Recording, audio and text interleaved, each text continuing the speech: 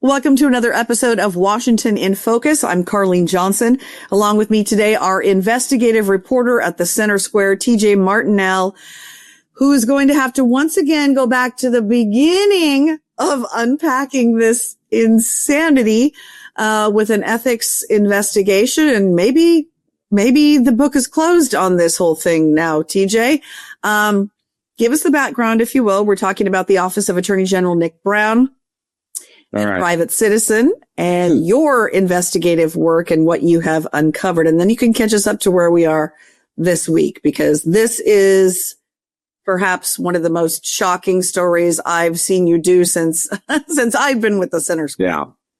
So earlier this year, President Trump issued an executive order canceling federal contracts and revoking the security clearance of a private law firm based in Seattle called Perkins Coie. The Attorney General's office wrote an amicus brief in support of their motion for a temporary restraining order to prevent the canceling of those contracts and revoking their security clearance. What they didn't disclose in the amicus brief is that they had, at the time, 10 active contracts with Perkins Coie. And so a complaint was filed against Brown because he signed the amicus brief with the State Bar Association. And the State Bar Association sent him a letter saying you need to respond to these allegations. And he didn't respond. Apparently his executive assistant was on vacation and didn't see the email for 6 weeks by the deadline. And then the State Bar Association sent them another letter saying, you need to respond. And if you don't, we can suspend your license to practice law as part of our investigation. He still did not respond for almost a month after the deadline. So when he needed to respond, didn't respond for almost a month. He responded via Solicitor General Noah Purcell the day after I reached out to the State Bar Association about this inquiry. And by the way, Noah Purcell used to work at Perkins Coie and was involved with the amicus brief, but he did not sign it. So a couple of days later, the State Bar Association assigned the investigation to a senior disciplinary counsel. And so from there, I got these records back showing that this investigation had occurred this week. And I reached out to the senior disciplinary counsel and asked him about it, because I just wanted to say, I just want to make sure I understand what's going on right now, and what the process is and all that stuff. Didn't hear from him. I gave him a phone call, left a message. I reached out to the Attorney General's office. They sent me a statement. Hours later, the disciplinary counsel ended the investigation. And he also ended the same day you were reaching out asking about it. He also dismissed a complaint against Noah Purcell that was filed for him defending Brown using public resources, because the argument was made that Nick Brown is being investigated as a private attorney. He cannot be legally represented by the Attorney General's office. That's not what they do. And so that occurred literally the same time, within hours of the dismissal for Brown's investigation. And so I'm kind of baffled. I've never seen this before, where they didn't even pretend to say, hey, we're in the middle of closing this investigation. It's going to be a couple days. We'll get back to you. Right. And on top of that, they did this after the Attorney General's office sent me a statement. Clearly the Attorney General's office didn't know that they were going to be getting this letter from the disciplinary counsel ending the investigation, because they would have just said nothing, and they would have just sent me the letter saying, hey, all we have to say is they dismissed it and here's the letter. Have a nice day. That's all they could have said. Right. Incidentally, I also reached out to the governor's office, Ferguson's our former state attorney general. For AG. Never heard from him. So no idea what phone calls were made. It's pretty amazing how there was no effort to make this not look like it was rigged. And from day one, though, the AG's office has said that they still claim, though, that they didn't do anything wrong, right? And when you got all those records that were redacted, it was under attorney-client privilege, supposedly. Yeah, they're arguing that Noah Purcell, as the Solicitor General, gets to defend Nick Brown in a state bar complaint investigation that concerns Brown as a private attorney, the State Bar Association has no jurisdiction over him as the Attorney General. They cannot remove him from office. They can't discipline him in his function and role as Attorney General. They can only fine him. They can only penalize him as a private attorney. And so this is where they're claiming that this statute, this specific statute that authorizes the AGO to defend state employees, applies in this case. And to be fair, it's kind of muddled waters because he's being investigated for what he did as the Attorney General, but in his function and his role as the Attorney General. But at the same time, they are not that's not what they're investigating him as. It's not what he did that they're investigating him on so much as it's what they're investigating him as. They're not investigating the Attorney General. And the other thing that I think is weird is his contact info on the State Bar Association website is his executive assistant at the Attorney General's office. Why is he using a public email as a point of contact with the Bar Association, which concerns him only as a private attorney? He should have his own private email and private residential address. He shouldn't be using public emails for stuff that has nothing to do with his job as Attorney General. So this is where all this weird mixing of the public and private. And yeah, the Attorney General's office has said like we've done nothing wrong and we did nothing wrong. And yet every single time you see a conflict of interest in some way, this is a little bit different, but it's not a conflict of interest. It's just, we know they stopped the investigation because I reached out to them. The same way we know they got a response. And also, here's the other thing that's not debatable. Nick Brown did not respond to the bar complaint within the time frame. The fact that his assistant was out on vacation. There been some kind of a penalty just for that? Yes. Shouldn't there have been something?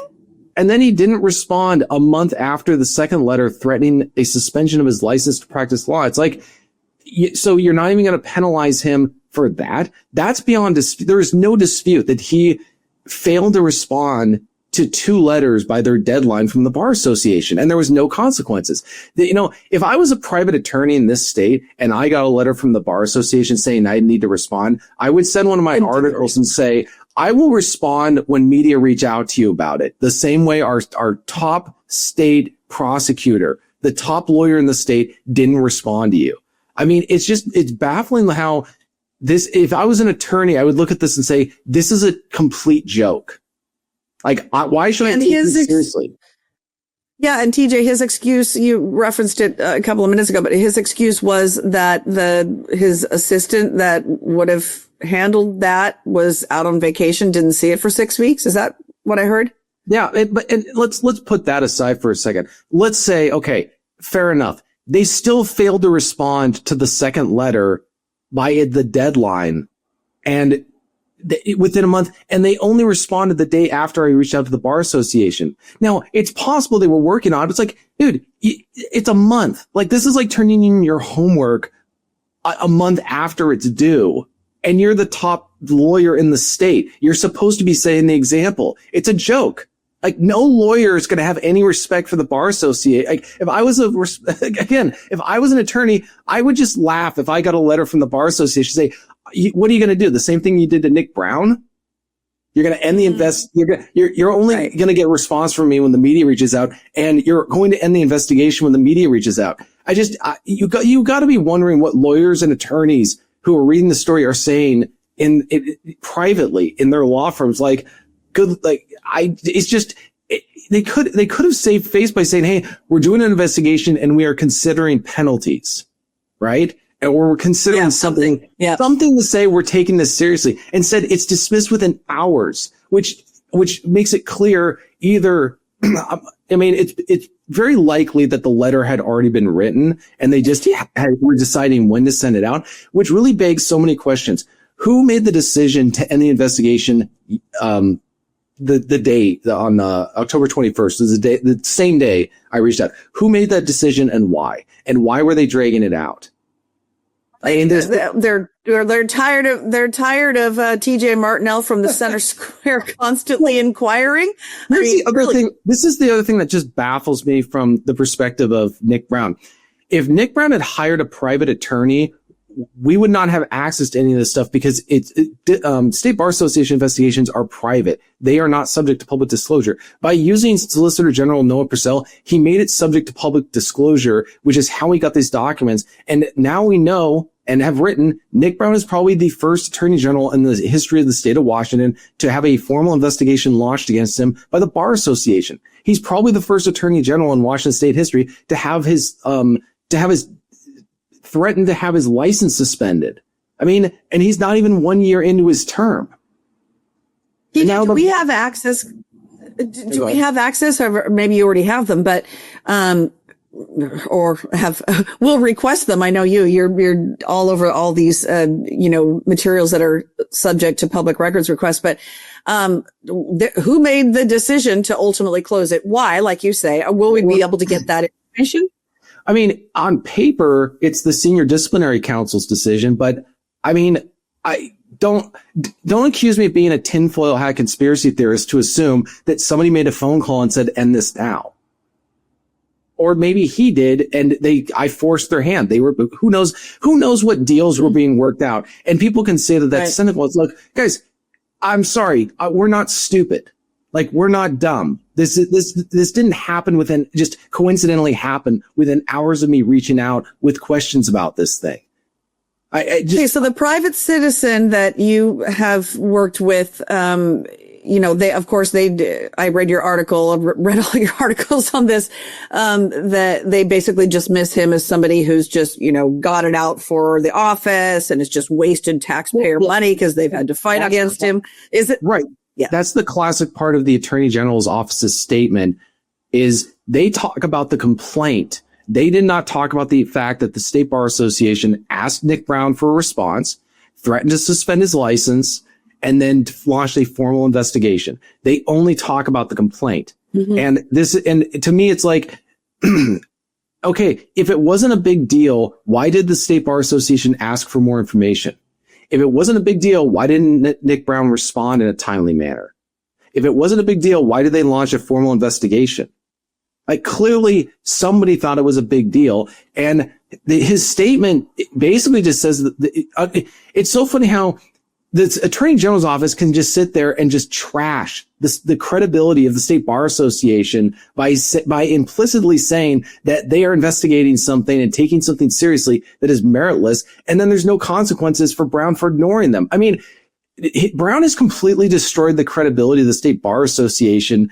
It's kind of amazing. Like, ignores them, doesn't respond on time. His communications office is making comments that any logical person would understand undermines the credibility of the Bar Association. And then no consequences. Not only is the complaint dismissed, but there's not even a reprimand for not responding on time. I mean, again, if I was an attorney, I wouldn't take these people seriously.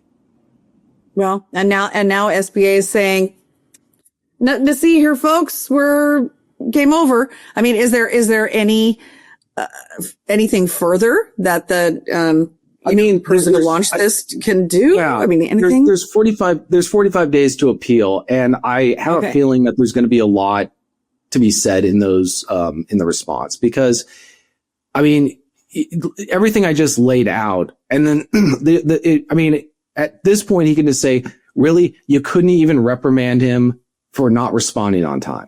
To be fair, this is not some rookie attorney working at some law firm and is like for his third year out of law school. This is the top state lawyer involved, and there's no consequences. I mean, what message does that send to any attorney anywhere? It says that's a really good point. It's like you get punished, like if you're the top dog, your account. I mean, the thing that I've learned, because I've been investigating the Attorney General's office for the last, since I started here at the Center Square. If there's anything that the conclusion is, if you are the Attorney General, you are the most powerful person in Washington State because you are accountable, as we know now, to no one.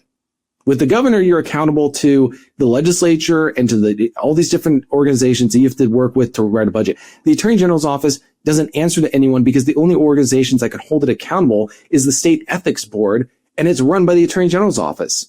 And the only organization that outside of that could hold the Attorney General accountable is the State Bar Association. And we've just seen you can flagrantly ignore them and not take them seriously, and they're not going to do anything. Wow. Well, I am so happy that you have stayed on this. I mean, every stage this has gone forward, TJ, has been more shocking. This basically washing their hands of it and walking away after you put pressure on this week is, I guess, not surprising, but it is shocking. It really is. And I hope that people, you say they're, the thing that it's not so much shocking, but it's just I think what it tells people in Washington State is these people are so secure in their positions, they don't even have to pretend like this stuff isn't going on. They are able to openly just say, by dismissing the complaint hours after, just saying, yes, we can just end things and we don't care. The Attorney General can just completely ignore the State Bar Association and nobody cares.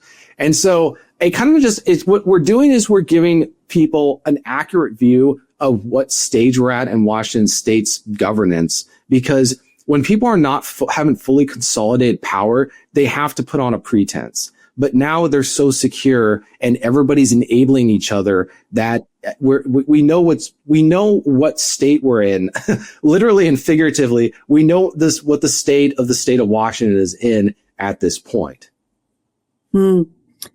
Well, I can't wait to see what's going to happen next. If there's anything that happens in these 43 remaining days or whatever, since for an appeal period, I know you're going to be watching it. And TJ, thank you so much for staying on top of this story. For readers, for viewers right now that want to hear more about this, read more of TJ's coverage, thecentersquare.com/Washington. For now, this has been another episode of Washington in Focus.